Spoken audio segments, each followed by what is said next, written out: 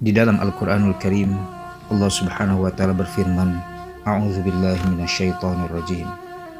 Wa tazawwadu fa inna khairaz zadi taqwa."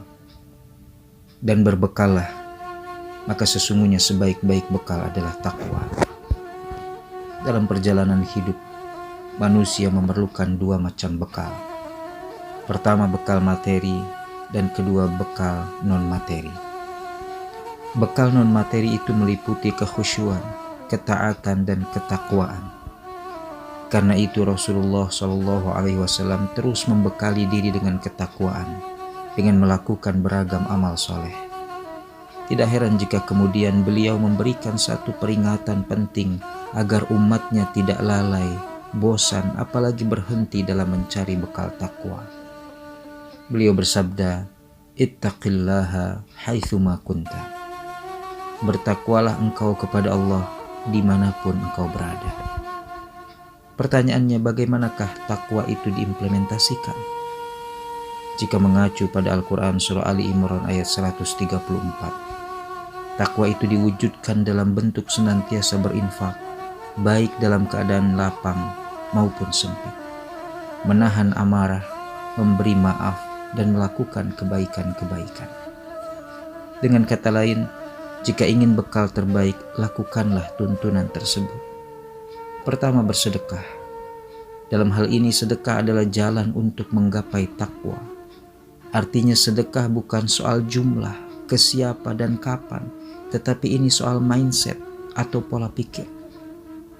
Dikatakan pola pikir karena sedekah itu soal kesucian niat dalam membuktikan keimanan. As-shadaqatu burhan. Sedekah adalah bukti, kata Rasulullah.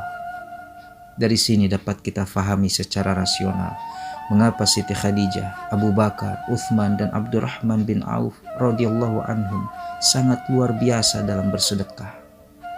Mereka ingin dengan tulus membuktikan keimanannya, dan janji Allah akan memberikan pahala kepada orang-orang yang beriman dengan pahala yang besar. Yang kedua, menahan amarah. Sepintas amalan ini sangat sepele, tetapi tidak mudah bagi mereka yang diuji keikhlasan dan kesabarannya. Di perjalanan misalnya, saat mengendarai kendaraan, seringkali ada pengemudi lain yang mengambil jalur dan memotong jalan.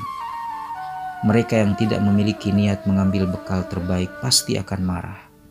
Namun bagi yang mau bekal terbaik, menahan amarah pun menjadi pilihannya, meski secara posisi dirinya benar dan sangat mampu untuk melampiaskan kemarahan. Rasul bersabda, siapa yang menahan marah, padahal ia mampu melakukannya, akan dipanggil oleh Allah Subhanahu wa Ta'ala di hadapan seluruh makhluk pada hari kiamat. Kemudian Allah mempersilahkan ia memilih bidadari yang diinginkannya. Yang ketiga, memaafkan kesalahan manusia. Memaafkan identik dengan kerugian. Ego beralibi, bagaimana mungkin diri yang sudah terlanjur mendapat kerugian akibat ulah orang lain lantas begitu saja memberikan maaf.